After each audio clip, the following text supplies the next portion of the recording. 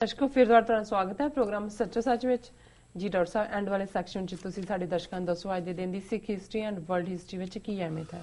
ਸਿੱਖ ਇਤਿਹਾਸ ਦੇ ਹਵਾਲੇ ਨਾਲ ਜਿਵੇਂ ਅਸੀਂ ਦੱਸਿਆ ਅੱਜ ਦੇ ਦਿਨ 1986 ਚ ਸਰ ਕਪੂਰ ਸਿੰਘ ਜੀ ਨੇ ਚੜ੍ਹਾਈ ਕੀਤੀ ਜੀ।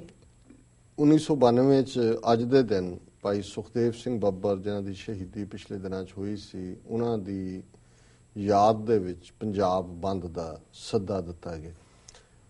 ਭਾਈ ਸੁਖਦੇਵ ਸਿੰਘ ਬੱਬਰ ਵੀ ਸਾਡੇ ਖਾਲਿਸਤਾਨ ਦੇ ਸੰਘਰਸ਼ ਦੇ ਬਹੁਤ ਵੱਡੇ ਯੋਧੇ ਹੋਏ ਨੇ ਔਰ ਜਿਸ ਅੰਦਾਜ਼ 'ਚ ਉਹਨਾਂ ਨੇ 1978 ਤੋਂ 1992 ਤੱਕ ਲਗਭਗ 14 ਸਾਲ ਅਗਵਾਈ ਕੀਤੀ, ਕਿਵੇਂ ਉਹਨਾਂ ਨੇ ਆਪਣੇ ਆਪ ਨੂੰ ਸੁਰੱਖਿਅਤ ਵੀ ਰੱਖਿਆ ਔਰ ਬੱਬਰ ਖਾਲਸਾ ਜਥੇਬੰਦੀ ਜਿਹੜੀ ਕਿ 5 ਕਕਾਰੀ ਖਾਲਸਾਈ ਰੂਪ ਦੇ ਜਿਹੜੇ ਦੀਵਾਨੇ ਔਰ ਕਿਵੇਂ ਉਹਨਾਂ ਨੇ ਕੌਮੀ ਆਜ਼ਾਦੀ ਦੇ ਲਈ ਵੱਖ-ਵੱਖ ਤਰੀਕਿਆਂ ਦੇ ਨਾਲ ਗੱਲ ਨੂੰ ਅੱਜ ਤੱਕ ਵੀ ਅੱਗੇ ਲਿਆਂਦੇ ਔਰ ਅੱਜ ਵੀ ਜੇ ਹਕੂਮਤ ਜਾਂ ਉਹਨਾਂ ਦਾ ਨਿਜ਼ਾਮ ਕਿਸੇ ਤੋਂ ਡਰਦਾ ਹੈ ਘਬਰਾਉਂਦਾ ਹੈ ਤੇ ਉਹ ਇਸ ਜਥੇਬੰਦੀ ਨਾਲ ਸੰਬੰਧਿਤ ਔਰ ਜਿਨ੍ਹਾਂ ਨੇ ਖਾਸ ਤੌਰ ਤੇ ਸਿੱਖ ਸਿਧਾਂਤਾਂ ਦੇ ਦਾਇਰਾਕਾਰ 'ਚ ਰਹਿੰਦੇ ਆ ਕੌਮੀ ਆਜ਼ਾਦੀ ਖਾਲਿਸਤਾਨ ਦੇ ਨਿਸ਼ਾਨੇ ਦੇ ਲਈ ਜਿਵੇਂ ਦ੍ਰਿੜਤਾ ਦੇ ਨਾਲ ਔਰ ਖਾਸ ਤੌਰ ਤੇ ਭਾਈ ਅਨੋਖ ਸਿੰਘ ਬੱਬਰ ਭਾਈ ਸੁਖਦੇਵ ਸਿੰਘ ਬੱਬਰ ਇਹ ਉਹ ਨਾਂ ਨੇ ਔਰ ਜਿਵੇਂ ਭਾਈ ਦਿਲਾਵਰ ਸਿੰਘ ਜਿਨ੍ਹਾਂ ਨੇ ਪੰਜਾਬ ਦੇ ਉਸ ਵੇਲੇ ਦੇ ਜਿਹਨੂੰ ਬੁੱਚੜ ਮੁੱਖ ਮੰਤਰੀ ਕਿਹਾ ਜਾਂਦਾ ਸੀ ਉਸ ਨੂੰ ਉਹਦੇ ਬਣਦੇ ਦੀ ਸਜ਼ਾ ਦਿੱਤੀ ਜੀ। ਇਹ ਸਾਰੀਆਂ ਸ਼ਖਸੀਅਤਾਂ ਜਿਹੜੀ ਭਾਈ ਸੁਖਦੇਵ ਸਿੰਘ ਬੱਬਰ ਨੇ ਜਿਸ ਤਰੀਕੇ ਦੇ ਨਾਲ ਸੰਘਰਸ਼ ਨੂੰ ਅੱਗੇ ਤੋਰਿਆ ਸਾਡਾ ਇਹ ਪ੍ਰੋਗਰਾਮ ਜਾਂ ਇਸ ਦਾ ਫਾਰਮੈਟ ਜਾਂ ਸਾਡੀਆਂ ਕੁਝ ਬੰਦਸ਼ਾਂ ਸਾਨੂੰ ਆਗਿਆ ਨਹੀਂ ਦਿੰਦੀਆਂ ਕਿ ਅਸੀਂ ਉਸ ਦਾ ਕੋਈ ਵੇਰਵਾ ਦੇ ਸਕੀਏ, ਪਰ ਮੈਂ ਸਮਝਦਾ ਕਿ ਵੀ ਸਾਡੇ ਸੰਘਰਸ਼ ਦੇ ਮਹਾਨ ਯੋਧਿਆਂ ਦੇ ਵਿੱਚ ਭਾਈ ਸੁਖਦੇਵ ਸਿੰਘ ਬੱਬਰ ਜਿਹੜੇ ਨੇ ਉਹਨਾਂ ਦੀ ਇੱਕ ਵਿਸ਼ੇਸ਼ ਥਾਂ ਹੈ।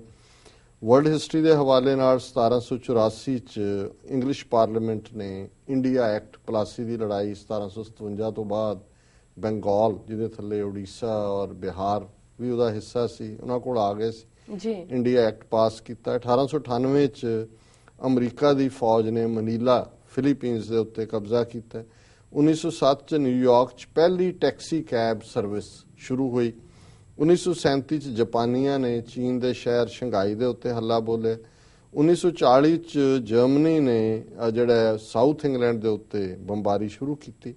1960 ਚ ਸੈਂਟਰਲ ਅਫਰੀਕਨ ਰਿਪਬਲਿਕ ਤੇ ਚੈਡ ਇਹ ਦੋ ਮੁਲਕ ਜਿਹੜੇ ਨੇ ਇਹਨਾਂ ਨੇ ਫਰਾਂਸ ਤੋਂ ਆਪਣੇ ਆਪ ਨੂੰ ਆਜ਼ਾਦ ਘੋਸ਼ਿਤ ਕੀਤਾ। 1961 ਚ ਬਰਲਿਨ ਵਾਲ ਜਿਹੜੀ ਕਿ ਈਸਟ ਜਰਮਨੀ ਵੈਸਟ ਜਰਮਨੀ ਨੂੰ ਵੰਡਦੀ ਸੀ ਉਸ ਦੀ ਕੰਸਟਰਕਸ਼ਨ ਸ਼ੁਰੂ ਹੋਈ, ਬਾਅਦ ਦੇ ਵਿੱਚ ਉਹਨੂੰ ਢਾਹ ਦਿੱਤਾ ਗਿਆ ਕੁਝ। 1999 ਦੇ ਵਿੱਚ 2 ਹੌਟ 에ਅਰ ਬੈਲੂਨ ਜਿਹੜੇ ਨੇ ਉਹ ਐਲਿਸ ਸਪ੍ਰਿੰਗ ਆਸਟ੍ਰੇਲੀਆ ਦੇ ਵਿੱਚ ਕ੍ਰੈਸ਼ ਹੋਏ, 13 ਲੋਕ ਮਰੇ।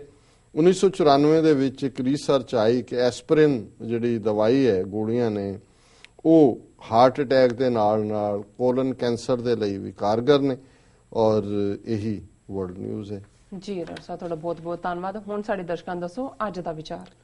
ਅੱਜ ਦੇ ਵਿਚਾਰ ਲਈ ਅਸੀਂ ਫੁਨਹੇ ਮਹੱਲਾ 5ਵਾਂ ਗੁਰੂ ਅਰਜਨ ਸਾਹਿਬ ਦੇ ਸ਼ਲੋਕ ਨੂੰ ਚੁਣਿਆ। ਪੰਕਜ ਫਾਥੇ ਪੰਖ ਮਹਾਮਦ ਗੁੰਫਿਆ ਅੰਗ ਸੰਗ ਉਰਜਾਏ ਬਿਸਰਤੇ ਸੌਂਫਿਆ ਹੈ ਕੋਈ ਐਸਾ ਮੀਤ ਜੇ ਤੋਰੈ ਬਿਖਮ ਗਾਂਠ ਨਾਨਕ ਏਕ ਸ਼੍ਰੀ ਤਰਨਾਥ ਜੇ ਟੂਟੇ ਲੈ ਸਾਂਠ ਜੀ।